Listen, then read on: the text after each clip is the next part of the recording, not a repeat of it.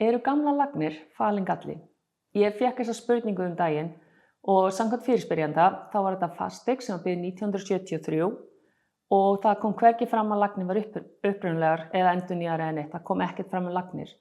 Ef að það er ekki tekið fram um lagnir og fasteignin er meira en 50 ára gömul, þá ber kaupandanum skylda að kynna sér ástand lagnar og það er til dæmis hægt að gera með ástandsskoðun eða hann gerir ráð fyrir því að lagnir séu upprunalegar og þurfi fyrr en síðar að fara í endurnýjun.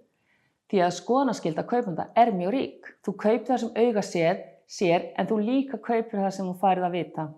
Seljandi, hann gæti að fara í framkvæmdir og ef hann hefur látið endurnýja eitthvað í fasteigninni, þá verður hann í raun og veru að geta vísa fram einhverjum kvittunum eða einhverjum sönnun þess efnis að þessar framkvæmdir átt sér stað, annars er erfitt að sannreyna þær.